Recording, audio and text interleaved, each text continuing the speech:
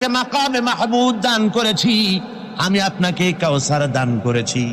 আপনার আজকে সম্মানের দিন, মর্যাদার দিন, কান্দেন কেন? আল্লাহর হাবিব বলবেন, রব্বুল আলামিন মাকামে মাহমুদ পেয়েছি, কাউসার পেয়েছি, কান্দি এই জন্য আমি দেখতে পাচ্ছি আবার সামনে দিয়া ফেরেশতারা আমার উম্মতগুলি জাহান্নামের দিকে নিয়ে যায়।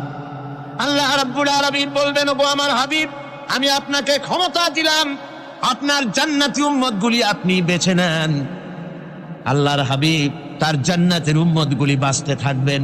হযরত আয়েশা বলেন, ইয়া রাসূলুল্লাহ, কিয়ামতের ময়দানে লক্ষ কোটি কোটি মানুষের ভিতরে আপনার জান্নাতি উম্মত আপনি চিনবেন কি করে? হুজুর বলেন, আয়েশা, কোন একটি ঘোড়ার কপাল যদি থাকে সাদা, এই সাদা কপালওয়ালা ঘোড়াটা যদি অসংখ্য ঘোড়ার ভিতরে যদি হারিয়ে যায়, তাহলে সাদা কপালওয়ালা ঘোড়ার মালিক তার ঘোড়া